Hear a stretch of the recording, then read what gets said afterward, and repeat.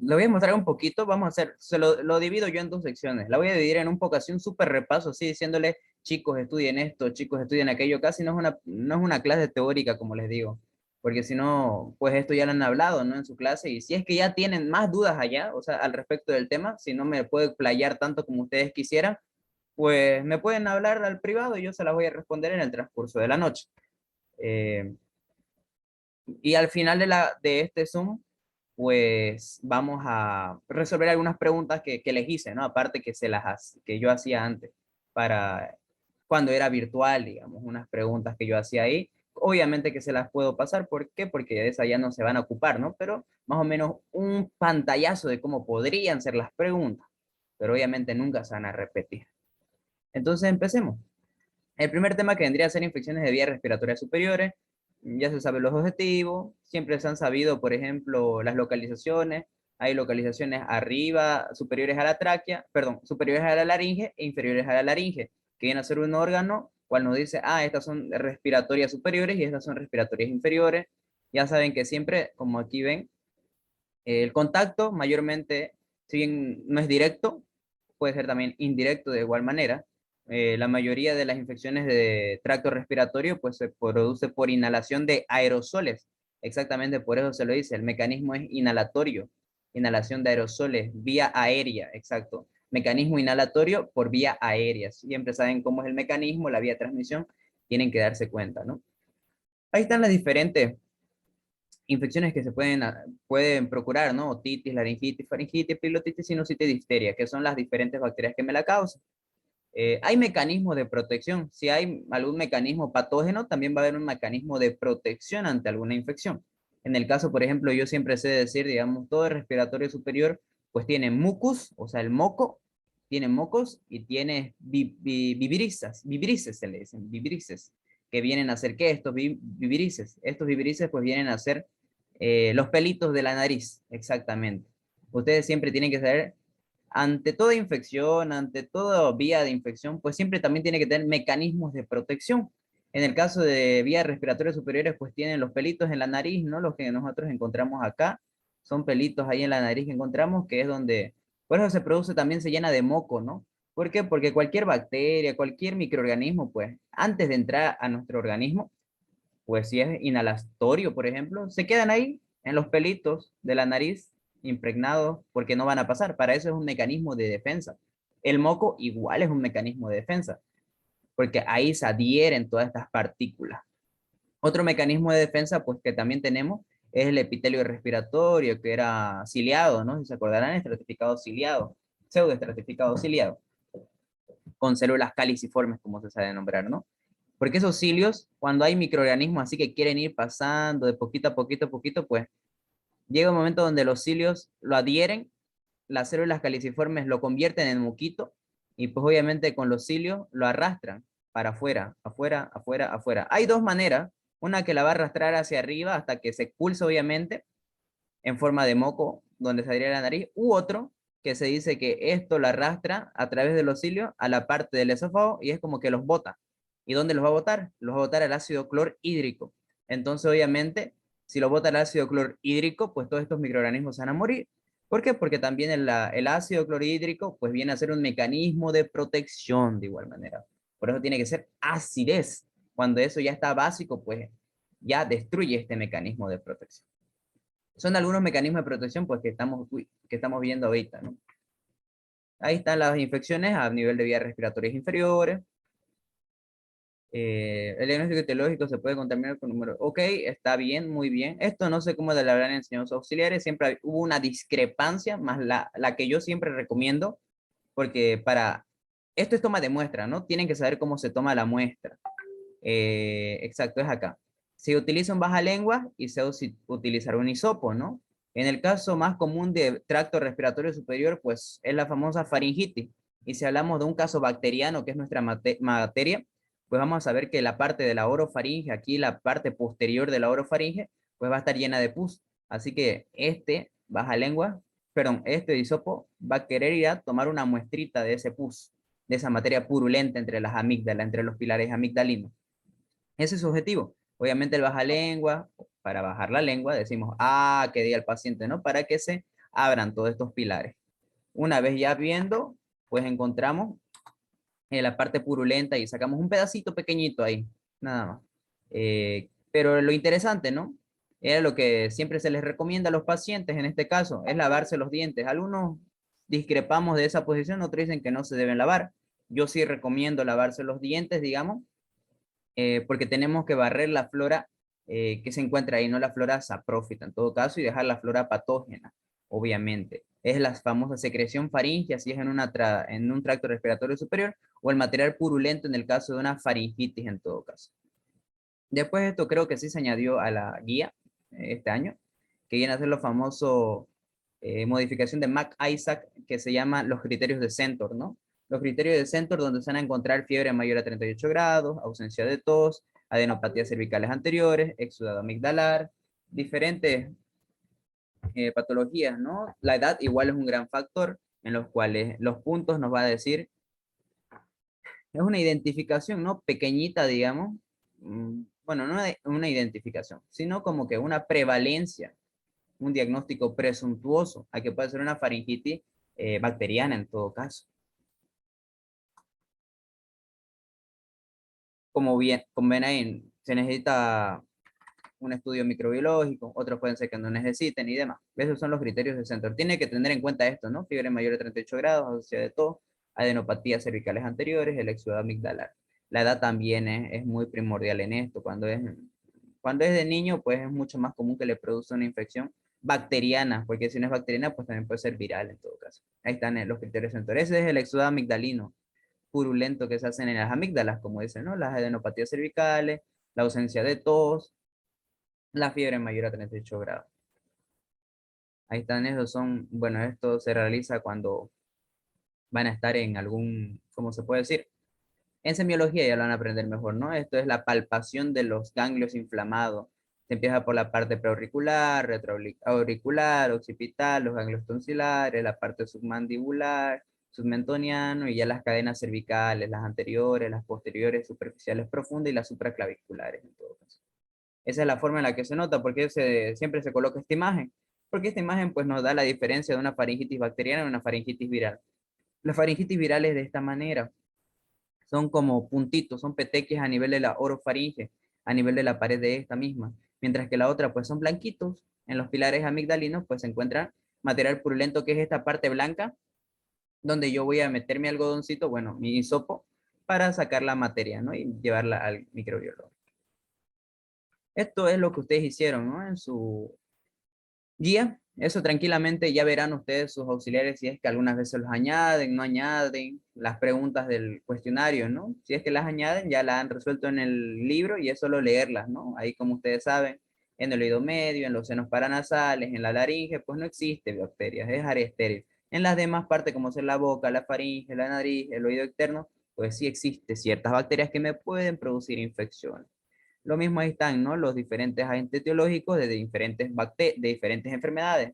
Para la difteria, el Corynebacterium difteriae, para la epiglotitis, el Haemophilus influenzae, la otitis externa, la Pseudomonas aeruginosa, como ustedes ven. Ahí está, ¿no? Lo que les había nombrado. Son las diferentes, bueno, el método de la toma de muestra. A ver, aquí está. Creo que es esta lámina, la que ustedes dicen. Ok, voy a pensar que ya le sacaron foto. O era esta de acá, no sé, quizás. Me hablan, sino al privado para que les pase foto de alguna lámina que ustedes quieran. Ahí está, ¿no? Lo que ya habíamos nombrado.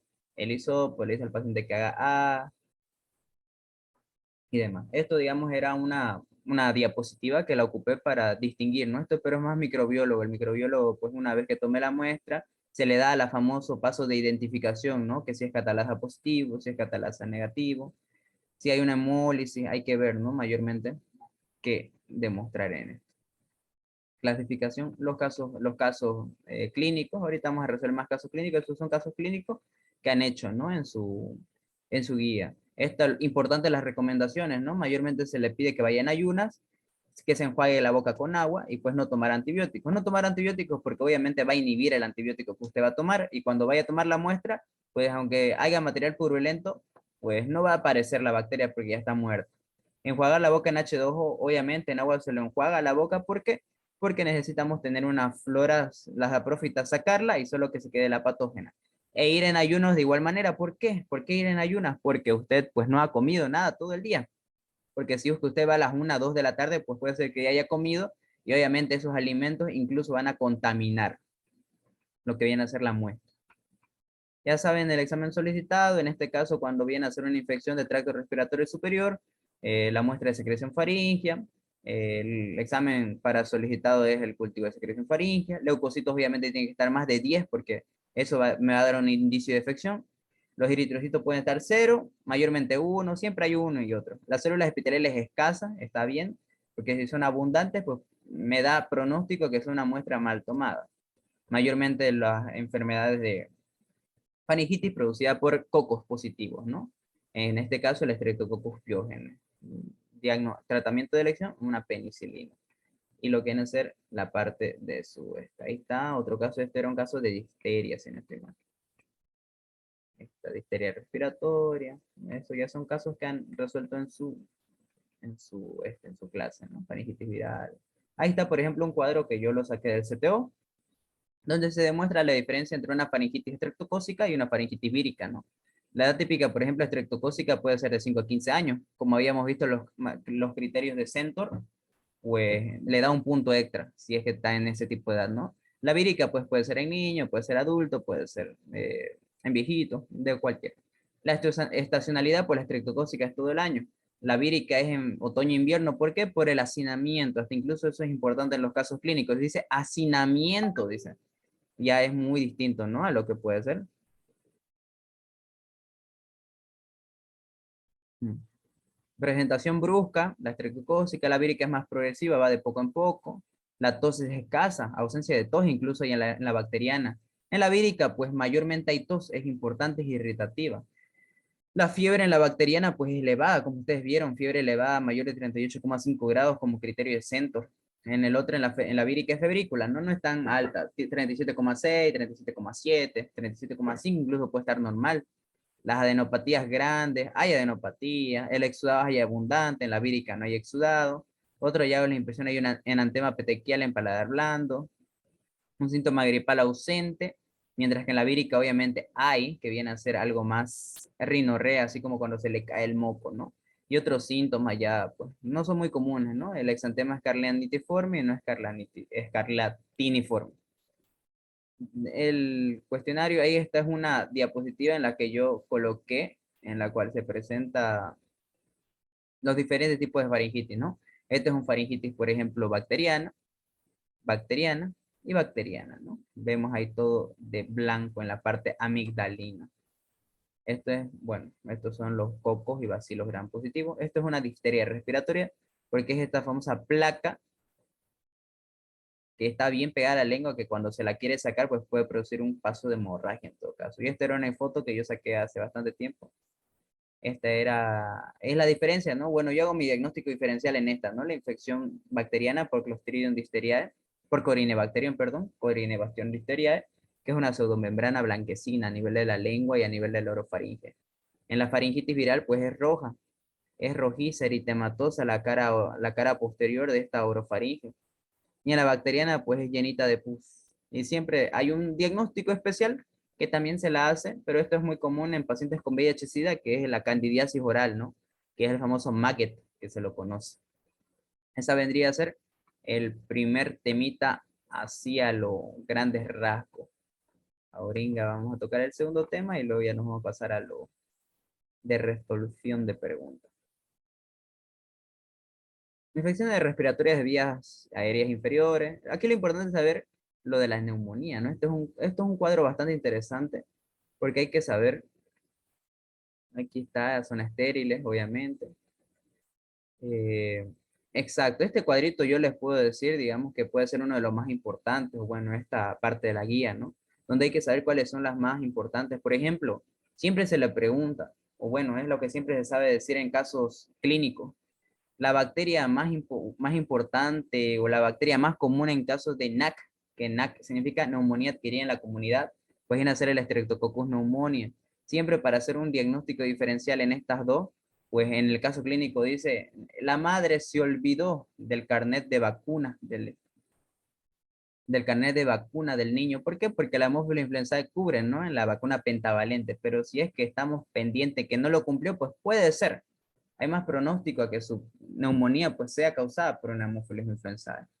La neumonía aguda típica, esto es atípica, ¿por qué? Porque no produce los síntomas de una típica, no hay tos, no hay dolor pleurítico, porque ustedes saben, hay triada de la neumonía, pues en una neumonía, que hay fiebre, que hay tos con expectoración y que hay dolor en punta de costado, también llamado dolor pleurítico.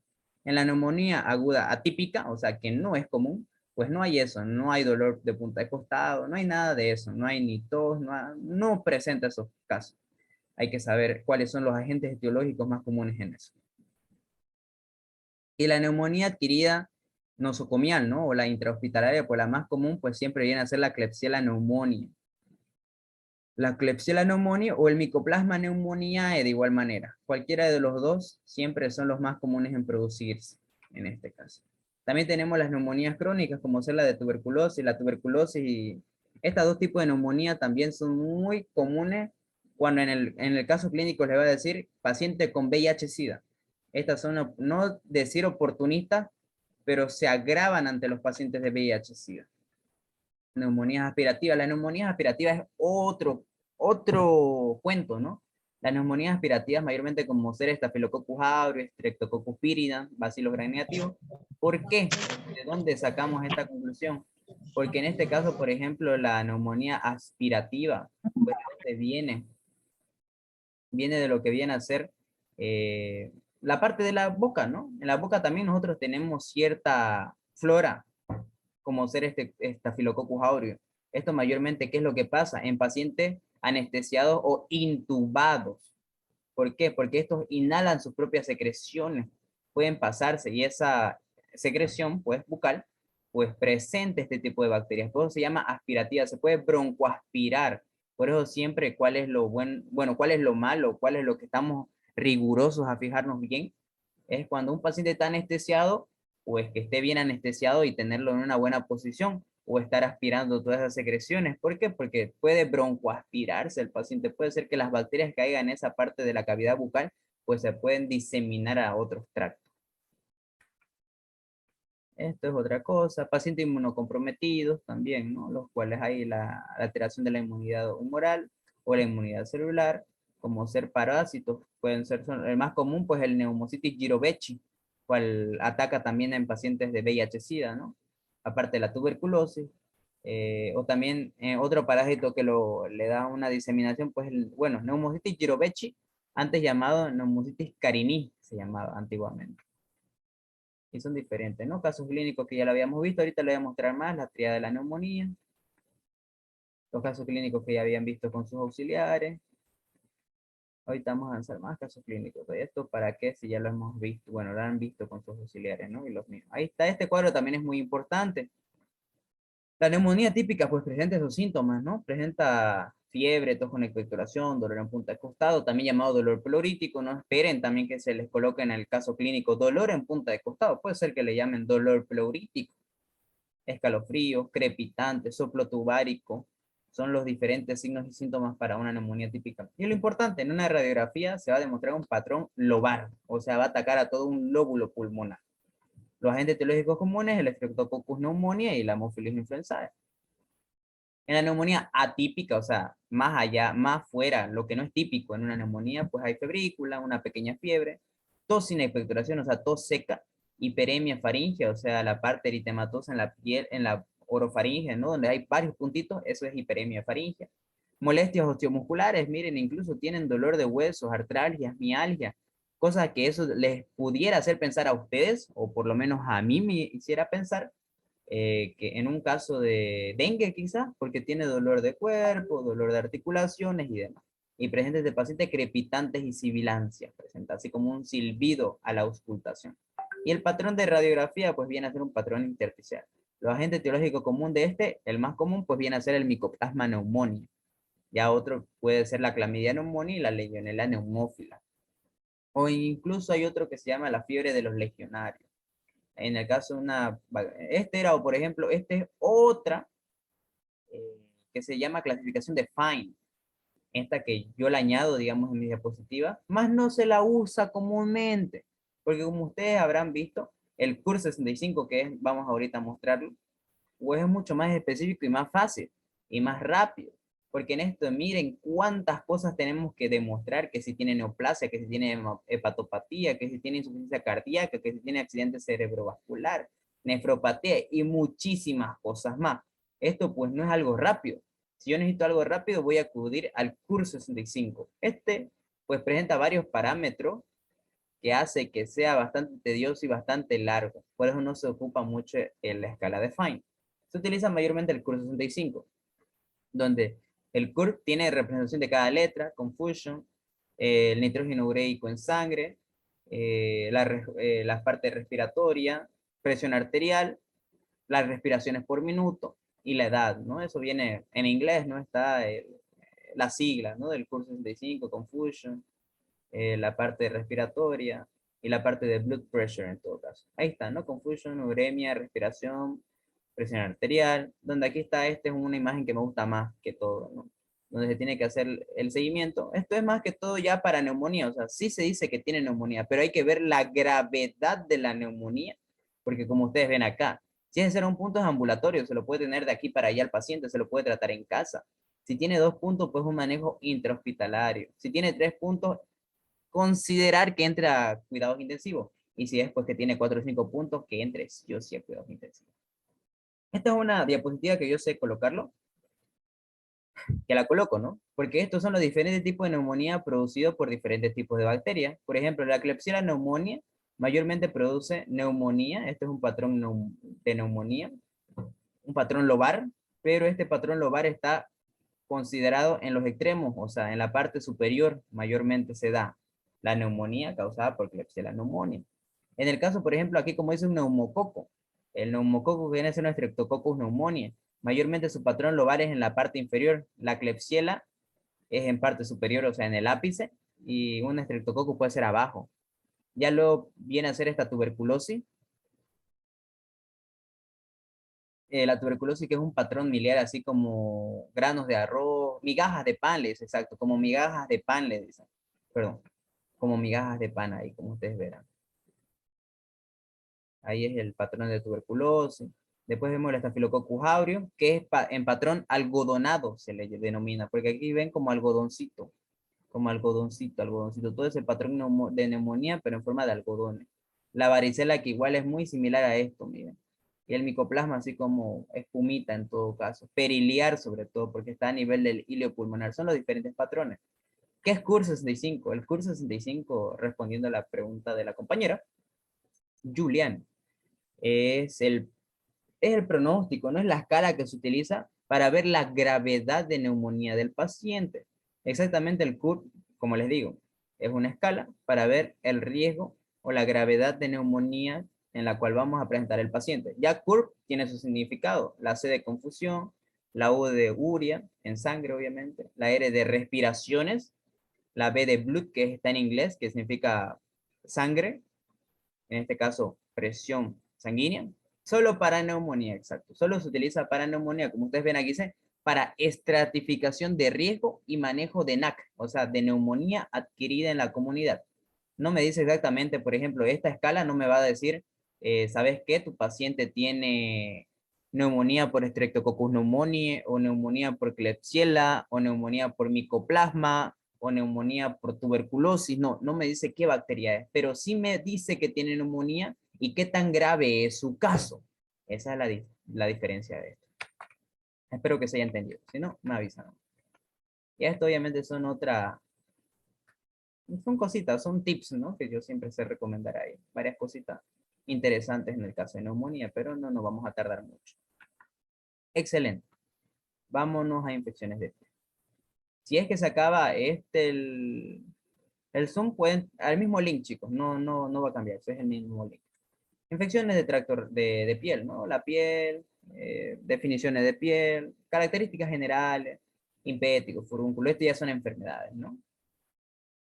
Tienen que saber primeramente para saber más o menos, porque le puedo decir en el examen, ¿no? En el caso clínico, decir, O exactamente les pueden colocar este mismo cuadro, es decir, a nivel de qué estrato de la piel, pues se presentan las siguientes enfermedades, el impétigo, foliculitis, depende de la enfermedad, ¿no? Aquí como ustedes ven, impétigo, foliculitis en la epidermis, la erisipela y forúnculo en la epidermis y dermis, la celulitis en tejido celular subcutáneo, la celulitis necrotizante, desde el tejido celular subcutáneo hasta la fascia muscular, ¿no? Casi. Este es otro bonito cuadro que lo sé colocar, que es ya más específico, ¿no? Lo único malo que está en portugués, pero es casi lo mismo al español, donde dice, ¿no? El impétigo, dónde se localiza, es el lugar, ¿no? La ubicación, la foliculitis, el forúnculo, el carbúnculo, la erisipela, celulitis, el ectima, diferentes lesiones. Y ahí está diapositivas en las que yo ocupaba para darme cuenta de qué es la erisipela, ¿no?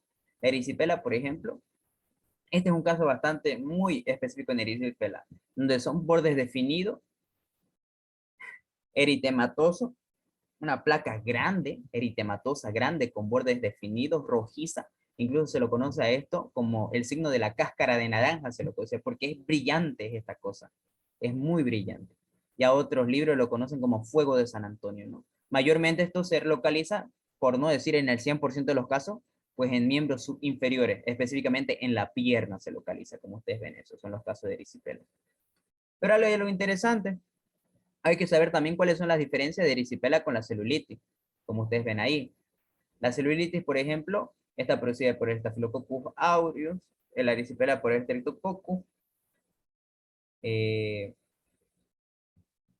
la celulitis va a presentar un eritema, también la erisipela de eritema, pero la celulitis es un mal delimitado, o sea, no tiene límites. Como ustedes verán, este más o menos va así, miren.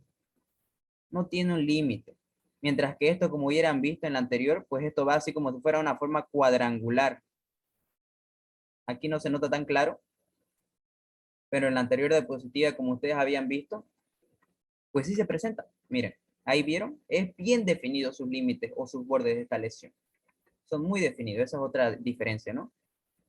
En la celulitis, pues es doloroso, a la palpación usted toca y le va a doler al paciente y es caliente. En la erisipela no, en la erisipela si bien está eritematoso, está rojizo, está grande, no va a presentar dolor ni va a estar, bueno, sí está caliente un poco, pero no tanto como el de la celulitis.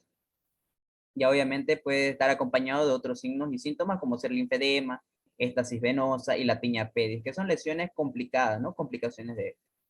Aquí tenemos otro más, un cuadro más interesante, ¿no? Mínimo eritema, no borde delimitado, no elevación de la epidermis. Acá sí es sobrelevada ligeramente. ¿Por qué? Porque hay un edema. Hay un edema, es una placa indurada, brillante, caliente y dolor intenso al tacto en forma de piel de naranja, ¿no? Excelente. Esto ya es otro caso de foliculitis, ¿no? Esto mayormente que nace en los folículos de la piel, por eso se llama foliculitis, inflamación del folículo de la piel. Hay foliculitis superficiales y hay foliculitis profunda. Las superficiales, osteofoliculitis, el impétigo de Bockart se llama, porque esto mayormente sale en la axila, en la parte inguinal, ¿no? Pero también tenemos foliculitis profunda, como ser la psicosis de la barba, donde hasta incluso puede salir en la barba, en los folículos de la barba, ¿no? Ahí hay varios. Donde hay foliculitis, digamos, inflamación, que pueden ser abscesos, se pueden complicar con abscesos cerrados o algunos abiertos de igual manera. Estos mayormente son cerrados, miren. Una lesión, una base eritematosa definida circunferencial o circular, se puede decir. Ese es el caso de la foliculitis. Ahí es mayormente en parte inguinal, por ejemplo. Este es la psicosis de la barba y como verán ustedes así empieza la foliculitis. Y pues qué hermoso, qué caso más hermoso que ser el impétigo, por ejemplo. El impétigo que viene a ser, por ejemplo, puede ser ampolloso como no ampolloso. ¿A qué me refiero con esto? El impétigo mayormente siempre, chicos, se los digo en serio, a mí, por ejemplo, yo fui a mi examen de dermato sin estudiar a ese examen y saqué sobre 20, saqué 16. Sé que no tiene nada que ver con esto, pero yo agradezco a Bacterio porque aprendí varias cosas.